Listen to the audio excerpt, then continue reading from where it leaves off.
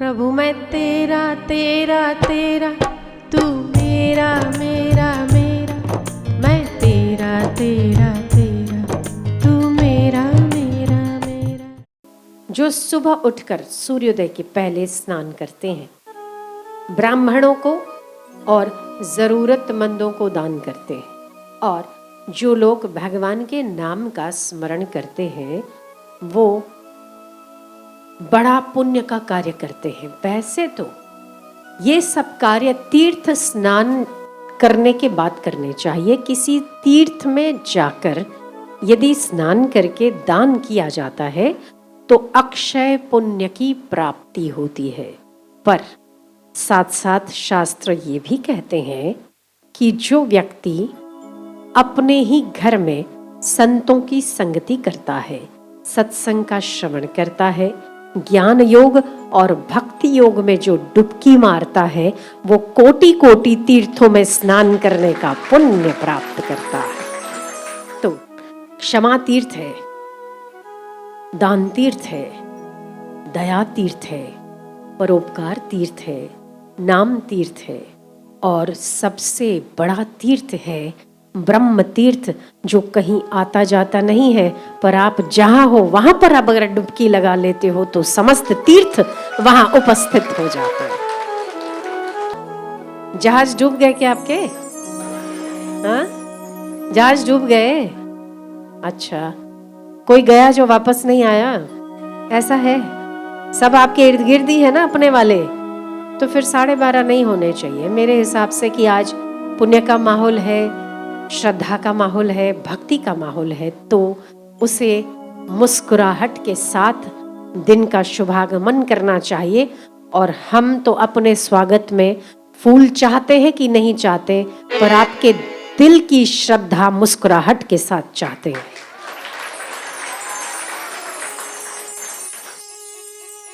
आप जब भी मुझे देखते हो तो हम आपको कैसे, कितने सारे लोग हो आप, जहां भी जाते हैं बहुत सारे लोग हैं।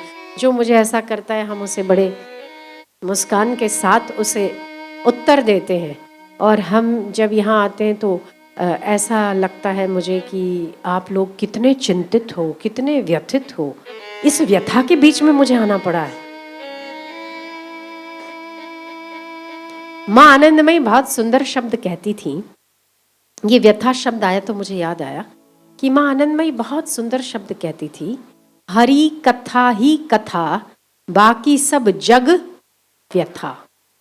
एक हरि कथा ही कथा है, बाकी सारी भी जो कुछ भी जगत की कथा है वो सारी व्यथा है। तो व्यथा कब होती है? जब जगत की महत्ता होती है। और प्रसन्नता कब होती है? जब ईश्वर की महत्ता आपके चित्त में होती है, तब प्रसन्नता होती है। हमारा जीवन जो है वो बहुत अनमोल है। आपको पता होगा कि 84 लाख योनियां आपने सुनी तो होंगी, पर उससे अगर कुछ कोई डिफरेंस है तो वो एक योनि में है, और वो है मनुष्य योनि में।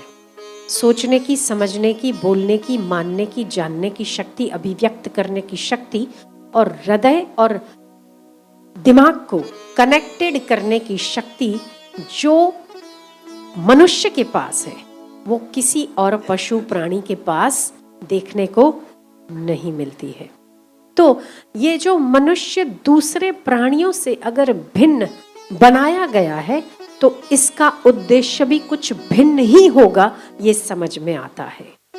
ठीक है, अगर आप उन सब से अलग हैं तो वो अलग क्यों है, इसका उद्देश्य भी कुछ अलग होना चाहिए। वो उद्देश्य क्या है? सुबह का अगर मैं यहाँ रिपीट कर दूं तो एक चीज बहुत खास थी उसमें, कि खाना पीना, सोना, बच्चों को जन्म देना, भयभीत हो जाना, और अंततः डर डर के और मर मर के मर जाना, ये पशु भी करते हैं और मनुष्य भी करते हैं। आपके पास भी बच्चे हैं, आप उनकी देखभाल भी करते हो। जंगल में यदि सारस पक्षी को 2 अंडे प्राप्त हो जाते हैं, बच्चे को जन्म जब होता है और बारिश खूब होती है, तो सारस माता अपने पंख फैलाकर उनका प्रोटेक्शन करती है। अंडों को जब तक कि वो बच्चे नहीं बनते, वो माँ अपने पंखों को फैलाकर उसका प्रोटेक्शन करती है। तो इससे दो बातें सीखने को मिलती है कि पशु पक्षियों में भी अपने बच्चे पालने की अकल तो है। यदि आप में भी वही अकल है तो कोई बड़ी बात नहीं है। दूसरा, हम इस पक्षी से ये उत्तम बात सीख सकते हैं कि जब तक वो अंडा है तब तक वो प्रोटेक्शन के काबिल है। बच्चा हो जाएगा, अपने आप अपने पैरों पर चलने लगेगा, तब उसे सुरक्षा की जरूरत नहीं।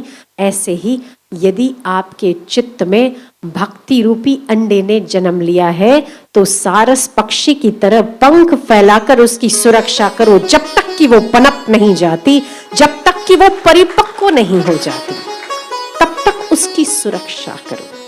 क्योंकि संसार में आप जितने भी लोगों से मिलते हैं और जो कुछ भी काम करते हैं, आपको जड़ता, नेगेटिविटी, निराशा, हताशा आम रूप में गिफ्ट में मिलती है। ठीक बात है?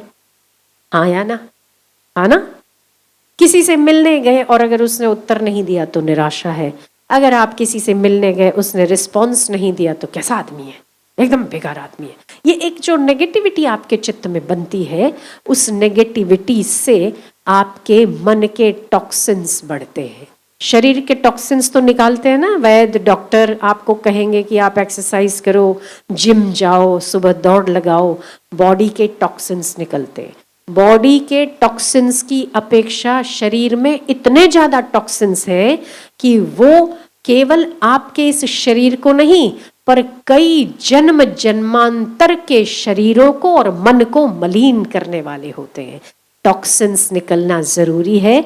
और टॉक्सिन्स कैसे निकलते हैं? भगवान नाम के कीर्तन से, भगवान नाम के जप से और साधुओं की संगति से टॉक्सिन्स निकलते हैं। हृदय शुद्ध हो जाता है, पवित्र हो जाता है।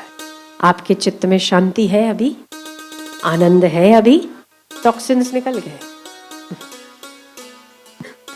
इसीलिए आनंद है। टॉक्सिन्स होते तो दिमाग में स्ट्रेस होता, चेहरे पर ग्लानि होती, माथे पर बट पड़ा होता, मजा नहीं आया, देखो कैसा कर रहा, बाहें चढ़ी हुई होती, भौएं चढ़ी हुई होती।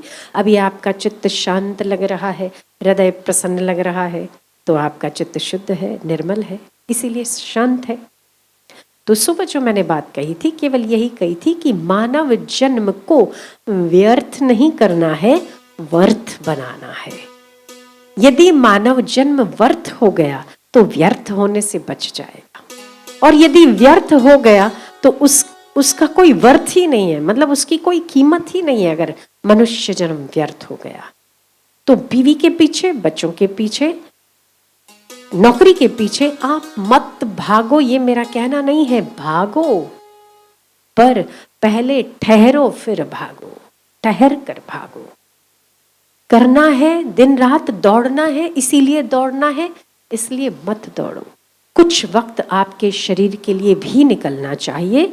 शरीर अध्यात्म जगत को प्राप्त करने का या व्यावहारिक सफलता प्राप्त करने का मूल है।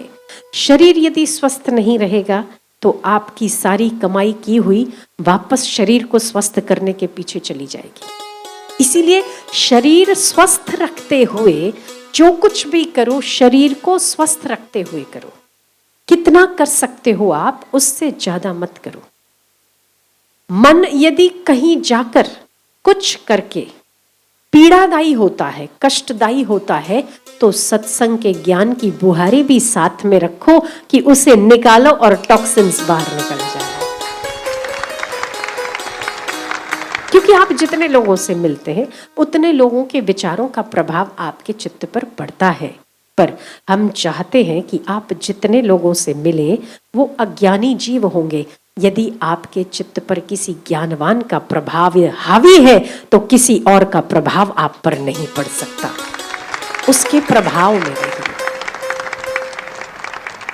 तो एक शरीर है, एक मन है और एक बुद्धि है, तीनों आपके घर के सदस्य हैं।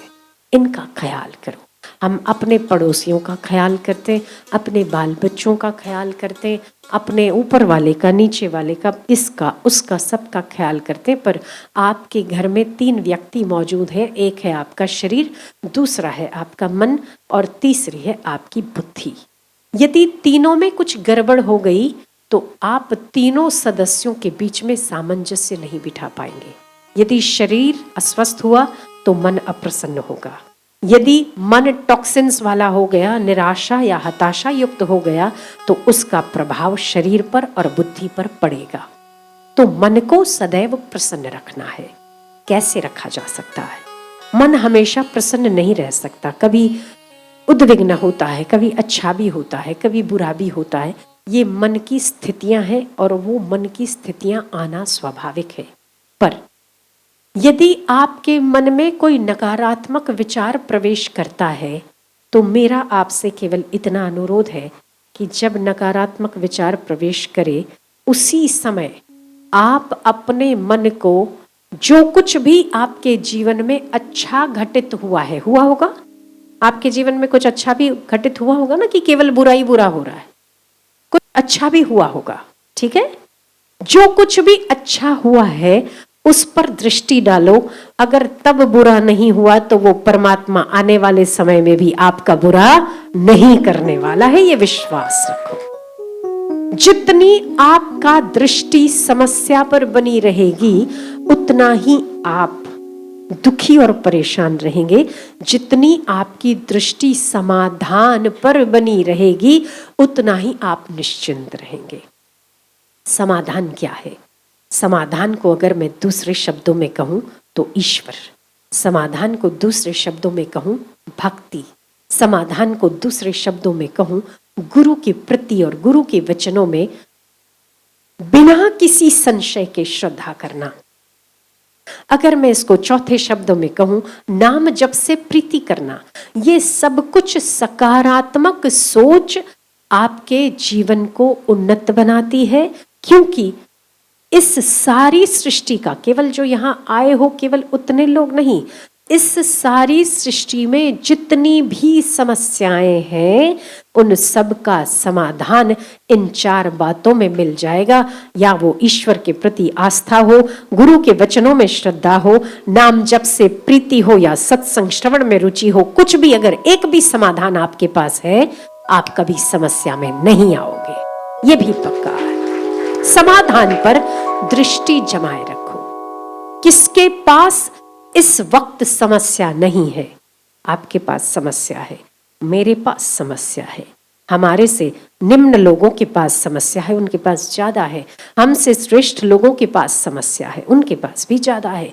समस्या समस्या और समस्या, ये जगत ही एक समस्या है, पर ईश्वर ईश्वर और ईश्वर यही एक समाधान है।